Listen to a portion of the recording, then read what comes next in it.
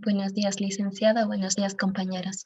A continuación vamos a revisar el tema de conflicto, negociación y facilitación, que los escenarios organizacionales en los que habitamos se encuentran atravesados por el incremento de situaciones conflictivas. Estas se manifiestan en tensiones que existen entre estos escenarios organizacionales dentro de las mismas organizaciones. También que existe una manifestación y legitimidad de intereses de los distintos actores que se mueven en la escuela como organización, por ejemplo, sus intereses, sus valores, todo esto se encontrará dentro de una organización. También los actores definen el requerimiento de nuevos enfoques para analizar y resolver conflictos entre las familias organizacionales que son los alumnos, docentes, directivos, comunidades y autoridades, todo esto en torno a la educación. Tenemos también que la escuela aumenta el grado de permeabilidad. Todo esto es porque se han generado nuevos contenidos y que se han ido integrando a la escuela a través de el internet, la televisión, el cine, periódico, entre otros. También conversaciones que circulan en distintos ámbitos a los que los niños se encuentran expuestos. Por ello, nos dice que existe una gran competitividad entre los contenidos que se ven en la escuela. También gracias a la permeabilidad, nos dice que existe ya una mutación de valores, donde nos menciona que el respeto o temor a la autoridad han ido dando lugar a un mayor intercambio y diálogo entre los diferentes actores educativos. También, al mismo tiempo, ha ido creciendo la vulnerabilidad de directivos y docentes, ya que se encuentran mayormente expuestos ante los estudiantes, los padres de familia y los medios de comunicación. También esta permeabilidad ha dado la idea de norma o de ley que se vaya ampliando, ya que hoy en día se debaten temas que antes no se hablaban porque la norma o la ley lo regía de esta manera. También que tenemos que para los defensores del orden y de lo instituido, este nuevo escenario que ha ido surgiendo se torna como amenazante para ellos, ya que su gestión y desenvolvimiento en su rol no quiere ser cambiado, quiere mantenerse. Entonces nos dice que este nuevo orden, que a su vez es un nuevo desorden, existen o van dejando pistas para impulsar desafíos que van abriendo caminos para el diseño de nuevas políticas educativas e institucionales que reflejen la calidad educativa para nuestra educación. También existe la escuela en tensión. Esto se da al carácter conservador que se confiere al docente y a la escuela, ya que, por ejemplo, como muchos hemos visto, se mantienen aún prácticas tradicionales. También se pretende cuidar lo que ya está instaurado y a su vez vigilar y repetir la gestión ya instaurada sobre el perfil del actor institucional.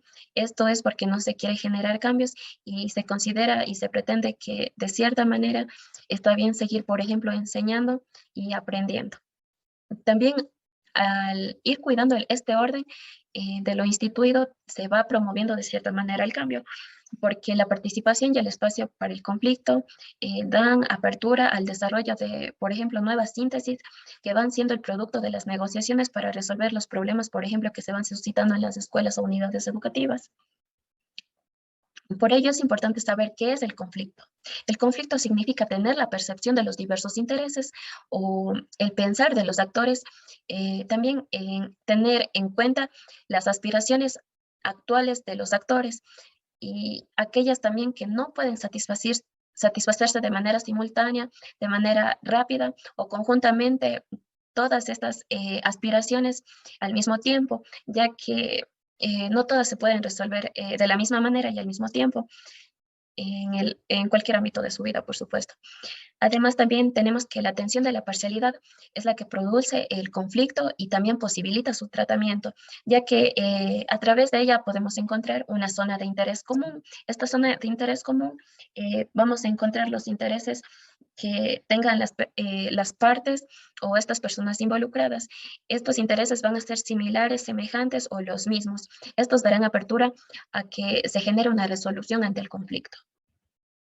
También tenemos que el recorrido por las diferencias va a ser lo que caracterice el abordaje de los conflictos, ya que los conflictos se pueden transformar por ejemplo, el conflicto en una guerra. Y si estos se van profundizando, estos conflictos, por ejemplo, se van agudizando, pueden crear conflictos que ni existen. Y a esto se le llama conflicción. Este término fue nombrado o llamado por Edward de Bono. También existen metáforas y expresiones utilizadas para caracterizar nuestras conversaciones y dirimir conflictos. Dirimir es resolver conflictos. Esto se asocia a algunas referencias de lucha y de guerra. Tenemos el ejemplo de la metáfora conceptual de Lakoff y Johnson. Nos dice, una discusión es una guerra. Y como variedad de expresiones podemos encontrar que se asemejan a esta metáfora. Tenemos, tus afirmaciones son indefendibles. Sus críticas dieron justo en el blanco. Si usas esa estrategia, te aniquilará. Son varias expresiones que hacen referencia a esta metáfora. También tenemos 4 puntuaciones sobre el conflicto. Como primer punto solo tenemos conflicto con quienes nos interesan.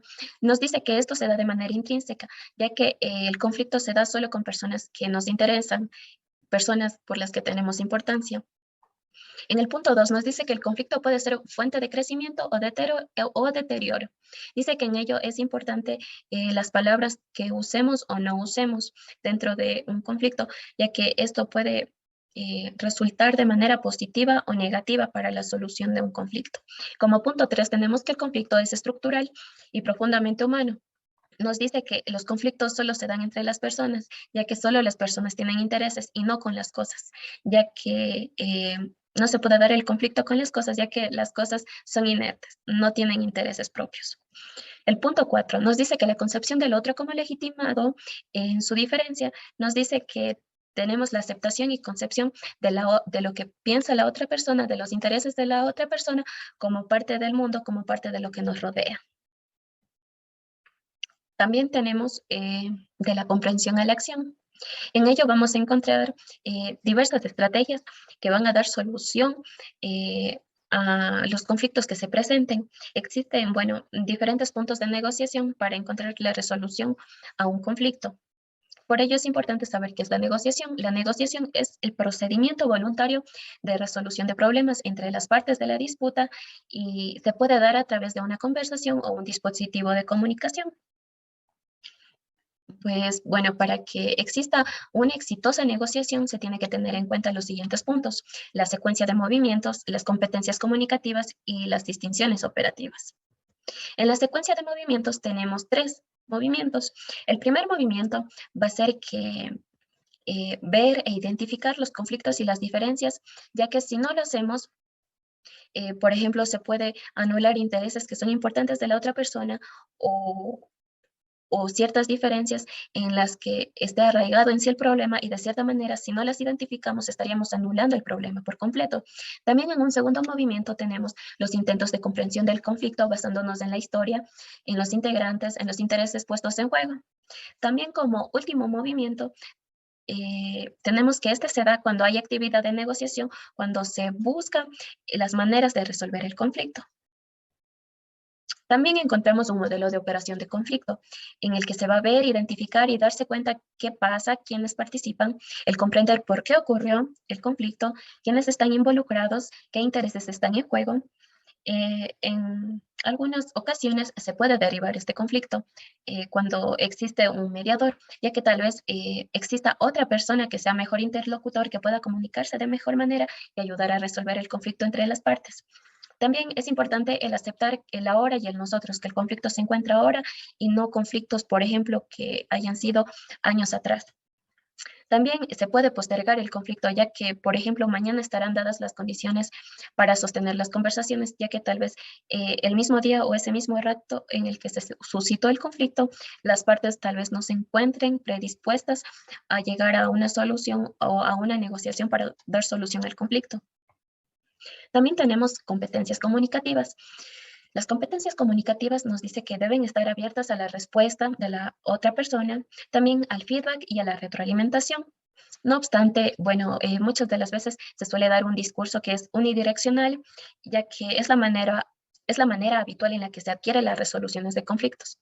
En ello existen 2 competencias importantes a desarrollar en las competencias comunicativas. Una de ellas es la competencia de la pregunta legítima. Esto es para saber los intereses de la persona, de la otra persona, lo que la otra persona quiere.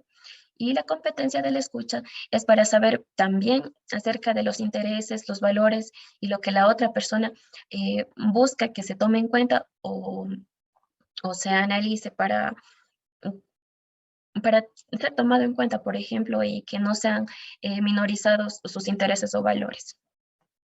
También tenemos las distinciones operativas. Nos dice que es un modelo de intervención en las negociaciones para diversos ámbitos. Este modelo se va a basar en distinciones de cierta manera sencillas, pero al mismo tiempo van a ser fuertes al momento de ser un instrumento. En ello tenemos distinguir entre quien habla y el conflicto. También el focalizarse en las inquietudes, intereses y también alejarse de la posición, ya que muchas de las veces tomamos una posición ante una de las partes que resulta ser negativa para la otra parte. También el crear opciones de interés mutuo, ya que con ello las partes al tener opciones pueden encontrar una mejor solución o la más adecuada para negociar el conflicto que tienen entre ellos. También el buscar criterios objetivos y subjetivos para amarrar sus propuestas. Esto es importante ya que se da a través de las conversaciones, el hablar y el escuchar lo que la otra persona quiere, lo que la otra persona busca. También tenemos varias pistas para desarrollar y ampliar las competencias para facilitar acuerdos. Una de ellas es cuidar la escena donde se va a desarrollar la conversación para la búsqueda de acuerdos. Nos dice que, bueno, la escena es importante ya que va a condicionar de cierta manera los resultados de las negociaciones, ya que de cierta manera, bueno, el escenario juega un papel importante ya que genera un estado emocional, ya sea positivo o negativo en las partes. También el prepararse es importante, por ejemplo, si es un mediador, ya que debe buscar información antes de la conversación para saber qué tan cierto es lo que me pueda decir la una persona como la otra, o cómo sucedieron los hechos, o cómo eh, se suscitó el problema o el conflicto. También tenemos que marcar las coordenadas de la negociación. Esto va a ser explicar de manera clara los intereses, señalar y tener en cuenta los aspectos que están en la zona común, ya que la zona común va a ser importante, ya que va a ser el medio donde encontremos la solución a los conflictos y donde podemos encontrar los intereses o valores que se den y se pongan en puesta en la negociación. También el distinguir entre dato, información o percepciones y sensaciones, ya que en ello vayan a existir varias pruebas que puedan demostrar la verdad o falsedad de lo que pueda decir o dimitir la una persona de la otra. Otra de las pistas es incorporar al otro en la conversación, ya que, por ejemplo, si existe un mediador, a veces, bueno, por medio de una conversación se puede dar con otra persona la que va a tener una mejor idea que la suya y va a ayudar a resolver el conflicto de una mejor manera. También el escuchar preguntar, el escuchar y percibir. Nos dicen que las palabras, los gestos, la piel y la intuición, por ejemplo, como seres humanos expresamos mucho ante nuestros gestos, nuestras palabras, todo aquello que queramos comunicar. También el registrar por escrito la síntesis del acuerdo. Esto es bueno ya que las partes involucradas van a dejar de manera explícita los acuerdos y compromisos mutuos a los que han llegado ante la resolución de un conflicto. Y nos dice que también es recomendable que estos se los realice de manera escrita, ya que va a quedar como evidencia y las personas nos dicen que sienten un mayor compromiso al verlos por escrito. Existen también varias recomendaciones. Por ejemplo, en la negociación nos dice que van a ser las partes quienes van a conversar y van a ser las que van a tomar las decisiones ante el conflicto. O también en la mediación va a existir una tercera persona que va a ser la que se involucre de manera neutral para poder facilitar la interacción de las partes y para que ellas puedan tomar sus decisiones sin que esta tercera parte, por ejemplo, altere los intereses o los valores de estas personas. También en la facilitación nos dice que es de la tercera persona, pero muchas de las veces esta persona no suele ser neutral ya que tiene tiende a tener, por ejemplo, cierto apoyo o, o inclinación por una de las partes, por lo que sale afectada la otra parte. También el facilitar los escenarios y el momento para las partes, ya que como ya se mencionó antes, juega un papel muy importante para las emociones de los participantes o de las partes involucradas. También tenemos que en el arbitraje los involucrados renuncian a su poder de decisión y son sometidos al juicio de una tercera parte, de una tercera persona. A continuación les dejo unas preguntas para finalizar el tema de la clase.